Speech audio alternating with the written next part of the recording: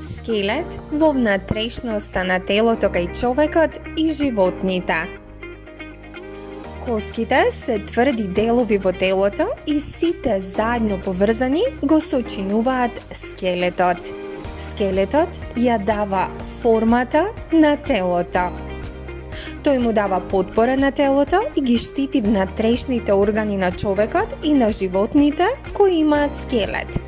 Коските на човекот имаат различен облик и големина. Рацете и нозете имаат долги коски. Коските на стапалата и дланките се мали. Рбетот е изграден од неправилни коски, пршлени. А сега да видиме како човекот се движи. Некои делови од твоето тело ти помагаат да се движиш и да ги извршуваш секојдневните активности. Што мислите? Кои се тие? Скелетниот систем е дел од системот за движење кај човекот. Скелетот на човекот расте со растењето на човекот. Тело на едно бебе има околу 300 коски при раѓање. Во текот на растењето тие се спојуваат и формираат точно 206 коски кои што ги имаат возрастните. Кога ќе имате околу 25 години, овој процес на растење и спојување на коските ќе биде завршен. Сите овие коски го соочинуваат скелетот кој е многу силен.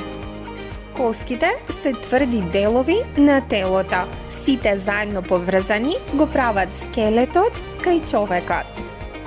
Скелетот на човекот се дели на коски на главата, коски на трупот и коски на екстремитетите, односно рацете и нозете. На сликите е представена нивната поделба. Коските кај човекот се разновидни по форма и големина.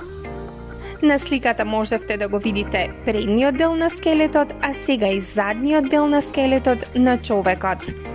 Рбетот е основа на скелетот кај човекот. Тој е составен од пршлени кои меѓусебно се поврзани.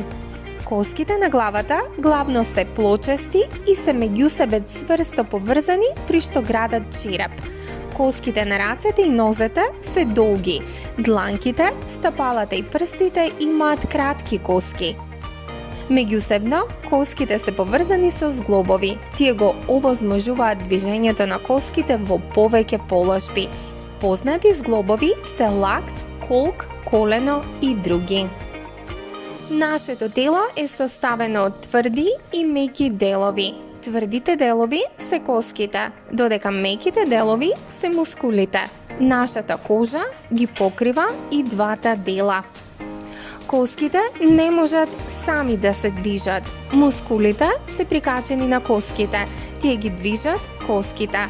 Заедно, коските и мускулите кај луѓето и животните овозможуваат движење во различни положби.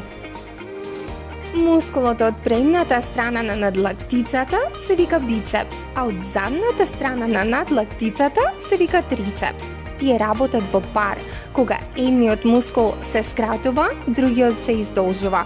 Кога ја креваме раката, бицепсот се скратува, додека трицепсот се издолжува.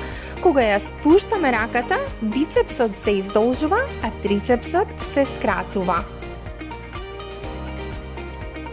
Луѓето и дел од животните имаат скелет во нивните тела. Помеѓу скелетот на човекот и скелетот на животните има сличности и разлики. Сличностите се во тоа што и човекот и животните со скелет имаат череп, рбет, ребра и друго. Разлики може да се забележат во бројот на коските, формата на черепот, должината на нозете и друго. Човекот има раце и нозе, додека некои животни имаат крилја, опашки и перки. Скелетот на животните е соодветен за живот во нивната животна средина.